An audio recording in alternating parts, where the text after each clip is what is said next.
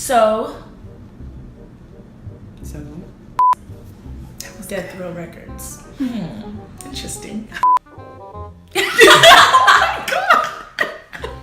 My grandmother had the nerve to tell me one time that she saw him in Morocco. When What? she went to Morocco. I was like, okay, don't play with me. Hey guys! Welcome back to our channel. My name is Jay. And my name is Shina. And today we are doing the second installment in our true crime series. So in today's video, we are going to be talking about the mysterious disappearance of Tupac Shakur. I'm a big fan of Tupac, so I'm super excited for this video. I have so many opinions and theories on this whole situation with his disappearance or death, whatever you want to call it. So we have our facts written out. So how this is gonna work, similar to the last video, we are gonna go through the facts, all the information that we've collected about Tupac and the whole situation. Then we're gonna go into conspiracy theories and what people believe happened, and then we're gonna give our opinions at the end. So if you're interested in knowing about Tupac Shakur and what we think happened, then keep on watching. But before we keep going, what should they do, Shina? Let me think. You guys should like, That would be nice. comment, That would be nice. and one more thing. What is it? It's like that word. Starts with the S? Stay? No. Sponsor? No. We wish. Oh, I got it. What? Subscribe! Of course. Don't forget to subscribe. Subscribe, and also share this video, turn on your post notifications, do all that lovely stuff so you know when we upload. We're gonna get into this video and let's get started. Side note, guys, if we butcher any of these names, we are just so sorry. Tupac was formerly known as Tupac Amaru Shakur. Tupac was born June 16, 1971 in East Harlem, New York City.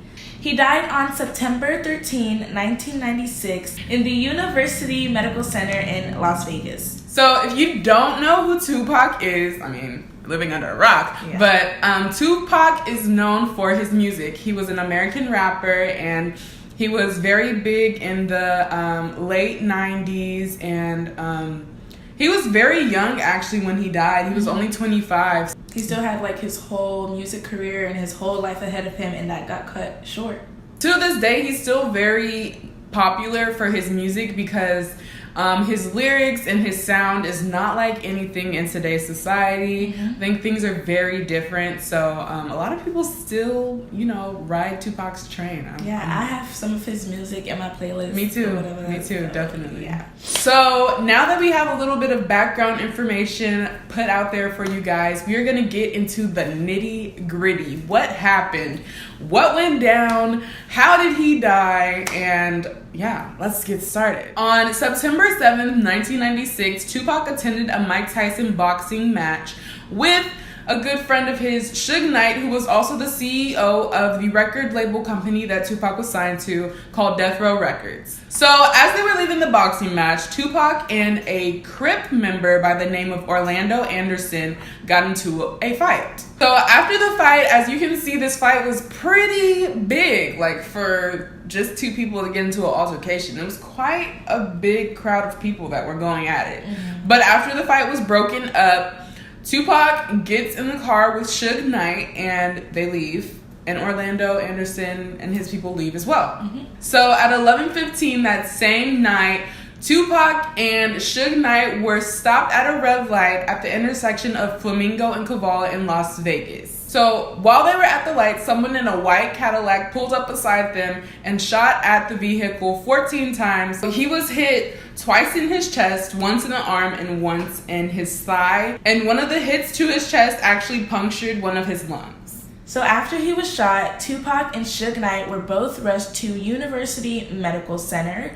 Tupac was actually placed on life support in a medically induced coma. We also want to mention that when the shooting happened, Suge Knight wasn't severely harmed. He was actually released the next day at 11 a.m. 6 days after the shooting, while Tupac is still in the hospital, his mom actually decides to remove him from life support, and he is pronounced dead at 4:03 p.m. So this actually was not the first time Tupac Shakur had been shot. 2 years prior, on November 30th, 1994, Tupac was set up to be robbed at Quad Recording Studio, and he was shot there. Another thing that we should mention about the events that happened in 1996 was that no one was arrested, no one was charged with anything. Also, another funny thing to mention was that Tupac's last words were actually "fuck you" to the police, which still applies to today's society. A thing to mention about the first police officer to arrive on the scene was that he didn't confess to being the first to arrive on the scene until 18 years later. And his name is Chris Carroll. That's kind of interesting. Like, why did he wait so long? Right. Well, why? I don't get it. Well, like, what was the big deal? Yeah, it's not that deep. I don't think it's that deep. Unless, but are you hiding something? So, as we mentioned earlier, there was no one who was really followed up with on this case. So, a man named Yaki Kadavi, who was a member of Tupac's entourage, actually admitted to being able to identify the person who actually shot Tupac. Mm-hmm. But no one spoke to him. No one followed up with him. He literally said, "I can tell you guys who did it." Right. And no one followed up. And then the funny thing about that was 2 months later he dies. I don't think that's coincidental. At all.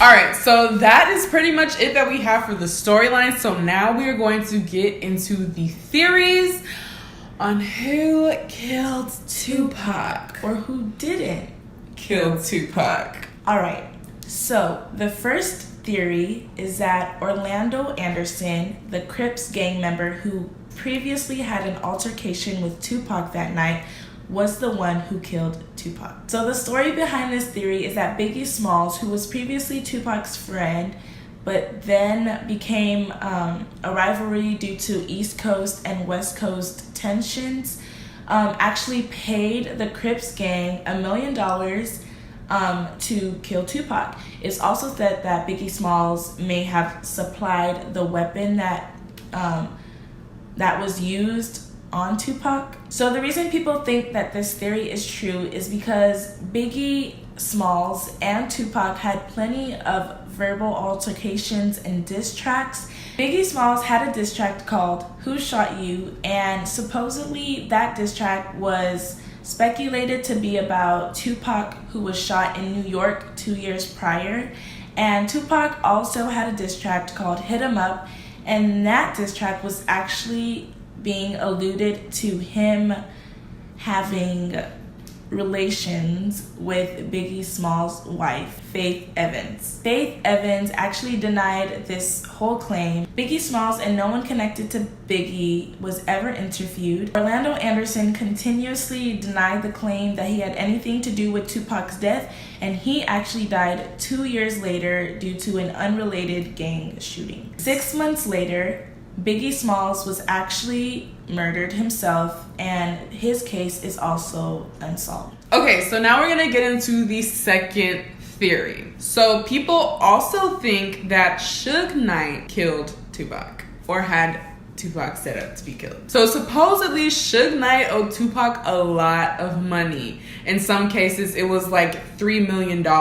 So a lot of people think that was one of his motives for trying to, get Tupac killed. Mm-hmm. Another thing to back this theory up was the fact that Tupac's mother, Afeni Shakur, actually sued Death Row Records for the way in which they mishandled Tupac's money. Another reason people thought that Suge Knight had motive to kill Tupac was because Tupac had planned on leaving Death Row Records and actually starting his own record company. And a week prior to the boxing match, Tupac had actually fired his lawyer, who was also Suge Knight's lawyer and who also wrote the agreement between Tupac and Death Row Records. Another thing to be mentioned was that after this fight had happened and as everyone was clearing out, Suge Knight made a private phone call and he stepped away and made a phone call. To who? Who you calling? Who are you calling after such a big fight? Yeah. Right. Leave. Exactly. After making that phone call, he then demanded Tupac to ride in the car with him. So who knows if that was to protect him or to set him up.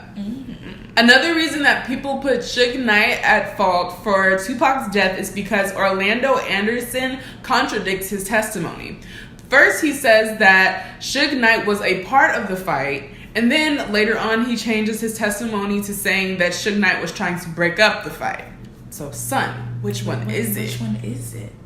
Why are you changing your testimony? A lot of people think he changed his testimony because Suge Knight paid him off. So we're now moving on to the third theory. And the third theory is that Sean Combs, also known as P. Diddy, was the one who set Tupac Shakur up to be killed. P. Diddy was the CEO of an East Coast record label named Bad Boy Records. P. Diddy is actually still alive today. He's one of the few involved in the case who's still alive. He's still producing music. He has his own show, and he's still living out here. Up and popping, chilling. Chilling. So another Crip member, Keith Davis, actually admitted on tape that he was paid $1 million to shoot Tupac and Suge Knight. He claims that Anderson was the one who was told to pull the trigger. The reason Keith Davis does this confession is that if not, he would have been given 25 years to life in prison. So the reason why P. Diddy is suspected to have motive in killing Tupac, he had a fear that Suge Knight would strike him first and Tupac would be involved. So he just went out of his way to get rid of them before they could get rid of him. So actually in 2011, a man that goes by the name of Dexter Isaac confessed that he was paid by an associate of P. Diddy to carry out the robbing of Tupac in New York 2 years prior to the whole shooting. P. Diddy continues to deny this claim and says that he had nothing to do with whatever happened in New York at Quad Records. Another small theory, but also a very crucial one to consider, is that the Jewish Defense League, which is a pro-Israel group, killed Tupac. They had been sending him death threats and And these extremist groups tend to act on their threats. Yeah, so very true. That's sus. Maybe. So, now that we have all the death theories out the way, there's also a theory that Tupac is not dead, that he faked his death, and that he is living his life in Cuba. So, it's also funny that his mother mentioned after his death that he decided to leave quietly. He chose his life, and he chose, in the end, he chose to leave quietly. Now, I don't know if that's how you describe a person who is dead, who got shot, who got into a fight. I think that's just very peculiar. For your own mother to say such a thing. She didn't say rest in peace. He didn't leave peacefully. No, he left quietly. Okay, girl. So there's actually some juice to this theory that we are about to get into. So brace your seats. Brace yourselves. Let's get into this. So I actually have a Twitter thread pulled up. I know it's like Twitter sus, but no, this is some legit stuff, okay? The last picture seen of Tupac is supposedly the one that's on the screen. However, there is no keys in the ignition. And this is supposed to be while they're driving. How are you driving with... I mean, I don't think they had push to start back then. No, I don't think they did. No keys in the ignition. So another thing that's mentioned in this thread was that on Tupac's driver's license, it says that he is 168 pounds. But on the coroner's report, it says that Tupac is 215 pounds. You guys may be like, okay. But... that's like a 50-pound difference. I'm sorry? No, that's weird. Ooh. Okay, so looking at this image that is on the screen, I know it's very vivid, very triggering. It also needs to be mentioned that the wound that is shown in this picture is very identical to one of the wounds that Tupac had in one of his music videos, which was created with makeup. So that could mean that this whole autopsy was just fake. We gonna keep going. So supposedly Suge Knight paid a man $3 million to take Tupac through a cremation process. Like, Suge Knight paid a man to cremate Tupac. But that man disappeared completely, and no one has ever, where he at? Where's the where are the ashes? And a thing about that is, being a public figure, why would they get him cremated? Why would his mother get him cremated? Where is the man? That's like, where is... I don't know. We gonna keep scrolling. Yeah. Another thing to mention is that Suge Knight mentions that no one has seen Tupac's dead body. Nobody. Except for one man. But he disappeared. Why are all these people disappearing? How is everyone just disappearing? Like, no. Someone dies, everyone just disappears? I don't think so. I don't think so. Suge is also sus about this whole situation. Mm-hmm. And in an interview, he mentions that he doesn't necessarily believe Tupac is dead. Because he kind of questions why no one was ever arrested. No one was ever questioned. Nobody. So Suge sus right along with us. What? Oh, wait, hold up. Okay, y'all. We got some real tea now. Tupac has a song called God Bless the Dead, which was released November 24th, 1998. That's 2 years after he was supposed to be dead. And what's the first line of the song, Shina? The first line in this song is, "Rest in peace to my motherfucker, Biggie Smalls." I'm so sorry for the profanity. But what? Wasn't Tupac dead before Biggie Smalls? So why would he be saying rest in peace? And why did he have a song released 2 years later after he died? I'm sorry, but you can't tell me that a record label was sitting on a song for 2 years and decides to release it after he dies. Sketchy. Okay, sis, we gonna keep going. If that wasn't enough tea before, we got some more. This is where the theory that he's in Cuba comes from. Mm-hmm. So in 2010, a fellow friend of Tupac, who was also a rapper, Treach, I've never heard of him, don't know him. Yeah. But he did an interview and was asked if Tupac is still alive. He kind of pushes the question away, but after the cameras are put away and the tape is still rolling, he says the last time he saw Tupac was in Cuba. Now, he didn't say any dates or anything, mm-hmm. but this is a 2010 interview.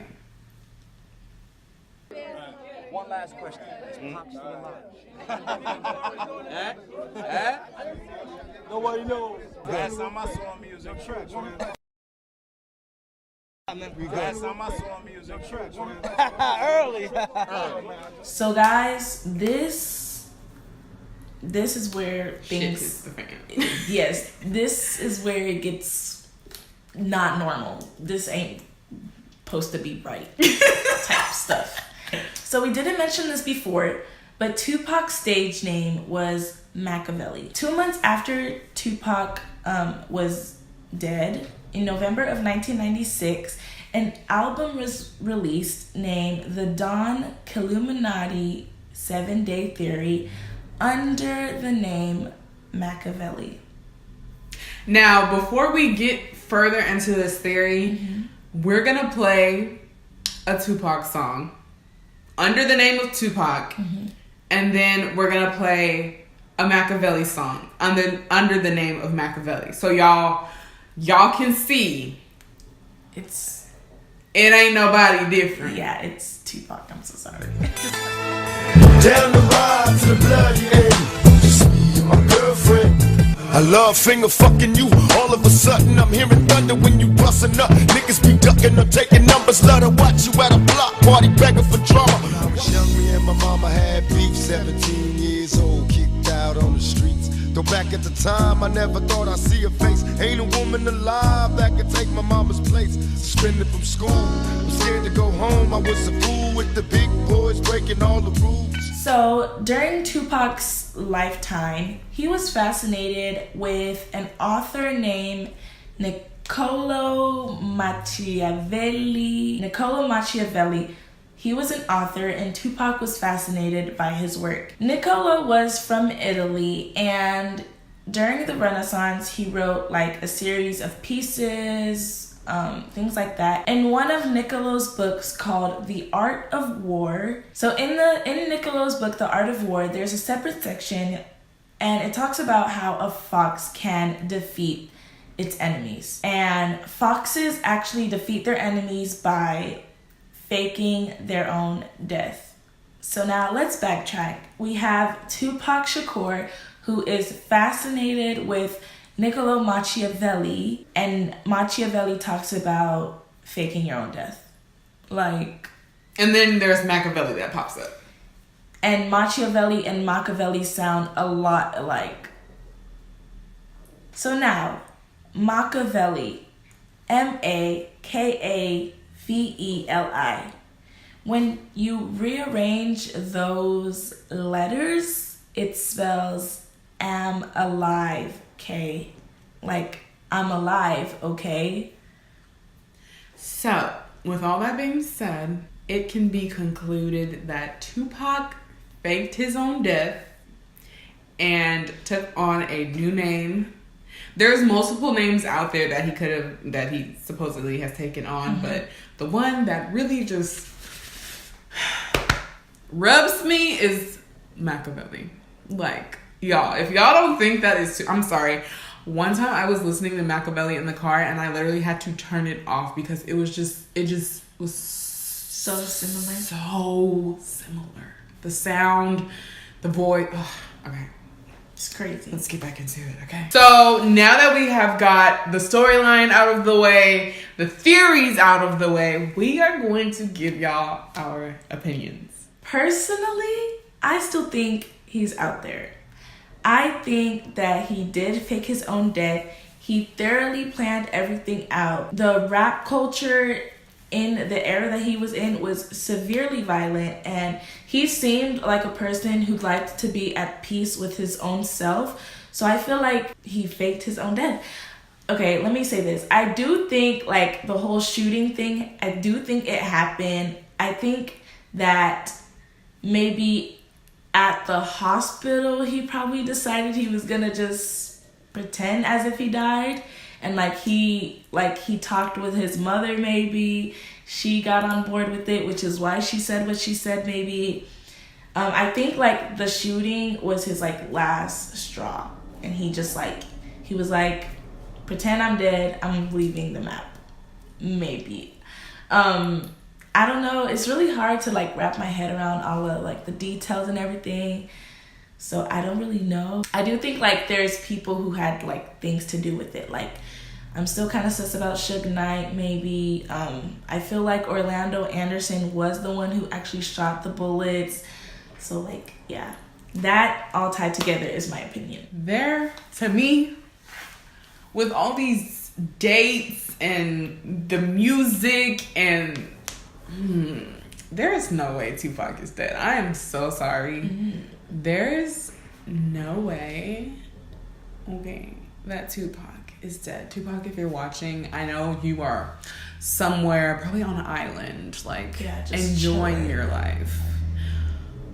I love you, and I know you are just living it up, okay? And also there has been so many sightings of Tupac, and I'm sorry, but he has a very unique look. Yeah. And yeah, unless you get plastic surgery to look like Tupac, I don't think anyone could really there's not that many people that could look exactly like Tupac. Actually, this year in 2018, he's been sighted in Somalia. What? The man is traveling. He is living it up. He's living. Okay? He is that person that could just drop off the map. Literally. If it was anyone, it'd be Tupac. I don't think he would ever come back to the U.S. simply because I think he's very, like, it would be too much attention, like, on him. Like, everyone in America, unless you're just, you know, ignorant, knows who Tupac is. Mm-hmm. But I feel like in other countries, maybe he's not, like, as popular. Yeah. Especially because it was, like, he was known, like, back in the 90s. And, you know, the further you go back in time, the more cultural